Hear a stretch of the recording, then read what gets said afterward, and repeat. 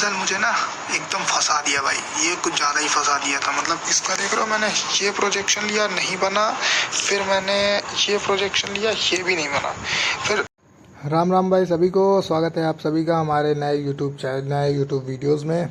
और भाई मैं चैनल बोल दिया। तो गाइस कैसे हो आप सभी? उम्मीद है सब बढ़िया होंगे और बहुत बढ़िया कर रहे होंगे अपने लाइफ में। तो गाइस ये देखो कितना प्यारा कोट लिखा है, take a small step every day. मतलब छोटे छोटे स्टेप उठाओ पर डेली काम करो। ये नहीं कि 4 दिन किया, 2 दिन नहीं किया, फिर 3 दिन किया, फिर 1 दिन नहीं किया। ऐसा नहीं करना है। छोटे छोटे टास्क बनाने और उन्हें पूरा करना है, बट डेली बनाने और डेली पूरा करना है। ठीक है, बहुत सारे लोग डेली नहीं करते हैं, तो डेली करने की हैबिट डालना है भाई। और ये देखो आज की हमारी टू डू लिस्ट जो कि हमें कंप्लीट करनी है। रात में सोने से पहले किसी भी तरीके से हमारी टू डू लिस्ट कंप्लीट होनी चाहिए, ये हमारा टास्क डेली का रहता है। तो वाइज मैं फॉलो करता हूँ जनरली करंट अफेयर आशीष सर के साथ। आशीष सर से क्यों? क्योंकि इनका पढ़ाने का तरीका भाई वही है कि रिवीजन भी चलता रहता है साथ में, और इसमें करने में मज़ा आता है मुझे। तो आप बाकी अपने पसंद से भी कर सकते हो, और आशीष सर के साथ जुड़ोगे तो भाई सर के साथ तो जुड़े तो मोहब्बत तो हो ही जाएगी 3 दिन बाद तुम लोग को। तो गाइस चलो शुरू करते हैं अपना पढ़ाई। और आज जानते हो मुझे 1 बज गया पढ़ाई शुरू करते करते। क्यों? क्योंकि आज है गणेश चतुर्थी। तो गणेश चतुर्थी की आप सभी को ढेरों सारी शुभकामनाएं। बप्पा करें आप सभी का सिलेक्शन जल्द से जल्द हो जाए भाई। तो गाइस ये देखो, ये मुझे जो क्वेश्चन मिला ना, एक जब मिला, आंध्र प्रदेश जो है अब एआई का यूज़ करेगा मॉस्किटो से लड़ने के लिए। मतलब आंध्र प्रदेश ने एक स्कीम निकाली है SMOSS, मतलब स्मार्ट मॉस्किटो सर्विस स्कीम, जो एआई के मदद से अब मॉस्किटो से ये लोग लड़ेंगे। गजब गजब स्कीम निकालते हैं भाई इन लोग भी। ये न्यूज़ पढ़ के मुझे काफ़ी ज़्यादा मतलब मज़ा आया, और मैंने सोचा आप लोग के साथ शेयर किया जाए। तो अभी अभी मैंने कंप्लीट किया अपना रीजनिंग का ST, जो नंबर आप लोग है देख सकते हो यार। ये जो रीजनिंग का जो ST वाला पेपर आया था ना, गज़ब का क्वेश्चन आया था यार। मुझे एक पज़ल ने बहुत बुरी तरीके से फंसा दिया, उसमें मेरा टाइम बहुत ज़्यादा कंज्यूम हो गया। देख रहे हो 15 क्वेश्चन मेरे सही हुए हैं, जो 18 मैंने अटैम्प्ट किए थे, 3 ही गलत हुए। हालाँकि मुझे अटैम्प्ट करना चाहिए था, मतलब 3 जो मेरे गलत हुए मुझे थोड़ा सा संभालना चाहिए था। पर मैं जब एनालिसिस करने बैठूँगा तो इसको देखूँगा कि क्यों गलत हुए थे। हालाँकि ये जो क्वेश्चन ये जो आया था ना भाई, ये जो अपोजिट फेस जो दिखा रहा है, मतलब इसमें आउटसाइड फेस था, 8 लोग को बैठाना था। इसमें मेरा टाइम कंज्यूम मतलब ज़्यादा हो गया, इसमें मैंने गलत कर दिया था। फिर मुझे एनालाइज हुआ कि मैं सोचा दोबारा बनाऊं, लेकिन फिर मैंने कहा जाने दो यार, छोड़ो हटाओ, अभी काम करते हैं दूसरे सेक्शन फिर स्विच करते हैं। क्योंकि अगर पहला ही पजल जब गड़बड़ हो जाए ना, तो फिर उसके आगे का कोई चांस ही नहीं रहता है कि क्या करूं। और एक पजल जो लास्ट में आया था, वो 9 फ्लोर वाला जो आया था भाई, वो मेरा टाइम अधिकतर मतलब वो मुझे 2 बार मैंने बनाया, और 2 बार में मैंने दूसरी बार में मेरा सही बना, और 4 एग्जेप्शन लेके मैंने बनाई थी। और जो गलत मेरे हुए वो मेन मेरे उसमें अल्फ़ा न्यूमेरिक सीरीज़ में भी एक क्वेश्चन गलत हो गया। समझ लो मैं आ रहा था, वो टिक खाली लगाने में ऊपर नीचे हो गया। साला जब टाइमर चलता रहता है ना, तो ये बड़ा दिक्कत वाला प्रेशर वाला काम होता है यार। इसमें बहुत मतलब अजीब सा लगता है। तो कोई नहीं, अब तो इसकी एनालिसिस कर लेता हूँ, फिर एनालिसिस करने के बाद नेक्स्ट ST देता हूँ, तब समझ में आएगा। और ये जो मैंने जो क्वेश्चन किया ना, ये सिटिंग अरेंजमेंट का, इसमें 2 लोग का मतलब चेंज हो रहा था, और मैंने टिक लगाया एक ही लोग पे। देख रहे हो, यही छोटी छोटी मिस्टेक्स जो होती है ना, ये हमारे एग्ज़ाम का फेलियर का सबसे बड़ा कारण बनती है। तो इन छोटी छोटी मिस्टेक्स को ध्यान रखना बहुत ज़्यादा ज़रूरी है भाई। तो आप लोग भी छोटी छोटी मिस्टेक्स करना बंद करो। मुझे भी छोटी छोटी ये जो मिस्टेक्स हो जा रही है ना, इसको नहीं करना चाहिए। ब्लड रिलेशन का क्वेश्चन सही गया था। हालांकि पेपर जो रीजनिंग का आया था थोड़ा मॉडरेट लेवल का था, ज़्यादा इजी लेवल का नहीं था, नहीं तो अच्छा खासा अटेम्प्ट हो जाता। फिर भी ठीक ही ठाक रहा जो भी रहा। अब इसकी करता हूँ पहले एनालिसिस, फिर उसके बाद नेक्स्ट ST देता हूँ, देखता हूँ नेक्स्ट में क्या रहता है। कल के मुताबिक तो आज का यार ST में नंबर डाउन हो गया साला, ये भी दिक्कत है। ये देखो भाई, सबसे ज़्यादा मूड तो मेरा इसने डिस्टर्ब कर दिया, क्वांट्स की ST ने। यार क्या गंदा नंबर है, 11 अटेम्प्ट किया था, 8 सही हुए, 3 गलत इसमें भी हो ही गए। और 11 अटेम्प्ट क्यों किया जानते हो? इसमें जो DI आई थी ना भाई, रुको मैं दिखाता हूँ तुम लोग को DI अभी, 1 मिनट, ओपन हो जा भाई। ये देखो DI जो आई थी, ये क्लर्क लेवल की DI है ही नहीं, ये जनरली PO लेवल की DI है, और RRB PO में पूछी जाती है, और IBPS PO में भी आने लायक की DI है ये। और क्वेश्चन तो ठीक ठाक थे, 3 क्वेश्चन सही थे, 2 क्वेश्चन थोड़ा कैलकुलेटिव थे। और जो दूसरी DI आई थी ना, ये देखो दिखा रहा हूँ, ये देखो, मतलब पहले परसेंटेज डिस्ट्रीब्यूशन, फिर उसके बाद percentage of male and female. ठीक है, ये तो तुम कह सकते हो ये क्लर्क लेवल की डीआई है, नहीं है, ये आरआरबी पीओ लेवल की डीआई है, मतलब पीओ लेवल की ही डीआई है ये। और इसके क्वेश्चन जो थे उसमें से 2 क्वेश्चन वैसे ही थे कैलकुलेटिव और 3 क्वेश्चन थोड़े इजी थे। और जो मेरा ये कैलकुलेटिव पार्ट था मतलब स्पीड मैथ का सिंप्लीफिकेशन, वो भी काफ़ी लेंदी इसमें दिया गया था। तो हालांकि स्पीड मैथ का तो मैंने कर लिया था, मतलब सिंप्लीफिकेशन मैंने अच्छे से कर लिया था, बट मेरी डीआई में दिक्कत हो गई। और जब मैंने ये क्या लगाया अर्थमेटिक के पार्ट पे जब मैं स्विच किया, तो अर्थमेटिक का पार्ट देख के ही मेरा दिमाग ख़राब हो गया यार। लेकिन फिर भी मैंने एक अर्थमेटिक के मिक्सचर एंड इंटीग्रेशन के क्वेश्चन बनाए जो कि मेरे राइट थे, ठीक है। और दूसरा मुझे आ रहा था, मतलब वो टाइमर चला गया, वरना मैं अभी ये एजेस वाले क्वेश्चन बना रहा था। इसके भी मेरे एजेस वाले क्वेश्चन और मिक्सचर एंड इंटीग्रेशन के मेरे क्वेश्चन सही हुए थे। और मैं कौन सा क्वेश्चन बना रहा था, हाँ वो प्रॉफिट एंड लॉस का क्वेश्चन बना रहा था, जिसमें मुझे टाइम मतलब एकदम आउट हो गया, आंसर निकल गया था बट टिक नहीं लगा पाया। और ये देखो एक और डीआई आई थी, 3 डीआई इसमें थी, एक कास्लेट डीआई थी। तो भाई थोड़ा सा पेपर इसका लेंदी था। और जानते हो जब पहली डीआई से मूड डिस्टर्ब हुआ ना, तो मैंने कहा ये साला क्या हो गया। और भाई सबसे ज़्यादा मूड तो मेरा इसने डिस्टर्ब कर ही दिया यार, क्या बेकार मतलब एसटी गया है। इस तरीके से चलता रहा तब तो हम लोग हो चुका काम बैक साला। छोड़ो, अब तो जो होना था हो ही गया। लेकिन भाई इंग्लिश मेरा मूड बढ़िया बना दिया, क्योंकि इंग्लिश में जो मैंने क्वेश्चन किए ना एकदम बढ़िया सही हुए हैं। और जो गलत हुए हैं, मतलब एक्यूरेसी जितनी क्वेश्चन की थी वो तो सही हुआ, जो गलत हुआ है ना वो एनालिसिस करने से मुझे पता चला। मतलब जब मैंने बैठ के देख रहा था तो मुझे लग रहा था यार मैंने आता हुआ क्वेश्चन भी गलत कर देता हूँ कभी कभी यार। ऐसा होता है ना कि इंसान का जब माइंड एसटी से या लगाते लगाते क्वेश्चन जब डिस्टर्ब हो जाता है तो साला आता हुआ क्वेश्चन भी गलत हो जाता है। ये छोटी छोटी मिस्टेक नहीं यार एग्ज़ाम में भारी पड़ती है। और जानते हो जब ऐसा कुछ होता है ना कि अचानक से नंबर डाउन हो रहा है, तो ऐसा लगता है कि यार क्या होगा अब एग्ज़ाम में, मैं अभी ऐसा कर रहा हूँ तो एग्ज़ाम में क्या होगा। लेकिन हालांकि इतना हम लोग को स्ट्रेस नहीं लेना चाहिए।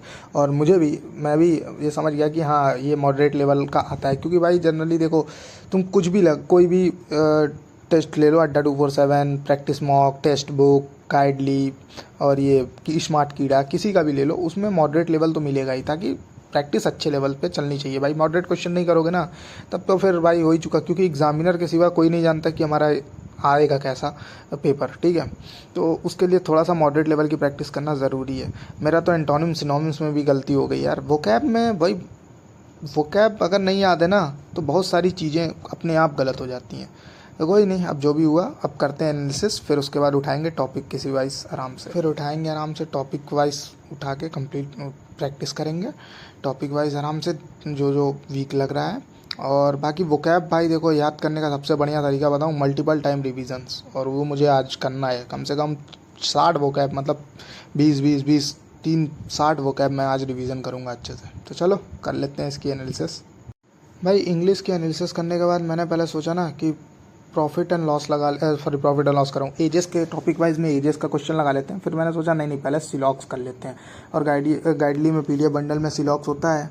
और ये खुल जा भाई, मैं तुम लोग को दिखाता हूँ कि मतलब वैसे 14 मिनट का क्वेश्चन होता है, 20 क्वेश्चन है, ठीक है, और 20 मार्क्स हैं, 14 मिनट है। ये तो साला भाई कभी कभी ना ये अलग परेशान करता है, ओपन ही नहीं होता। और ओपन हो जाता है जैसे टेस्ट दे के जब कंप्लीट करो ना तो ये सामने इंटरफेस आ जाता है ऐसे ही ब्लैंक, फिर बहुत थोड़ी देर बाद जाके रिजल्ट देगा, और रिजल्ट भी देगा तो बैक कर देगा, फिर ढूंढ के उसको चेक करो। ये भी प्रॉब्लम इसमें क्रिएट होती है साला। आज कभी कभी प्रॉब्लम आ जाती है। कोई नहीं, रुको मैं इसको सही करके फिर से ओपन करता हूँ, एक बार देखूँ ओपन हो जाए तो। नहीं तो फिर अभी करता हूँ सिलॉगिज्म के, पहले मैं 3 सेट कम से कम लगा लूँ, ठीक है। 60 क्वेश्चन होंगे 3 सेट में, 3 सेट लगा के फिर उसके बाद जो नेक्स्ट है फिर क्वांट्स उठाऊँगा।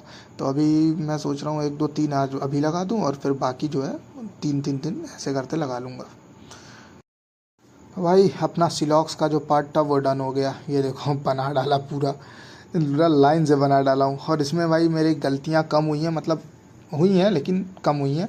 लेकिन इसका मतलब कि मुझे अभी कंसेप्ट की थोड़ी सी रिवीजन करने की ज़रूरत है। तो अब मैं इसको कंसेप्ट का रिवीजन करूँगा और फिर वापस 3 सेट लगाऊँगा, तब देखता हूँ कि गलतियाँ कैसे कम नहीं होती हैं। तो ठीक है, अब दूसरा टॉपिक उठाता हूँ आराम से। तो भाई जैसा मैंने आप लोगों को बताया है कि मैं इंग्लिश का जो 2 तरीके से फॉलो करता हूँ। एक पहले एसटी देता हूँ जो सर्व कराते हैं वाईटी पे संतोष सर, उनसे। फिर एक एसटी देता हूँ खुद से, जो फिर मैं एनालिसिस करता हूँ। और दोनों मैं मतलब ऐसे देता हूँ कि जैसे एसटी देता हूँ ना, वैसे ही सर का भी मैं एमटी भी देता हूँ। तो वैसे ही लिख के तुम लोग भी प्रैक्टिस करो कि एरर जो क्वेश्चन आए टिक, जो नहीं आए क्रॉस, जो मुझे एकदम नहीं आ रहा, जो मुझे छोड़ना है उसके लिए डैश।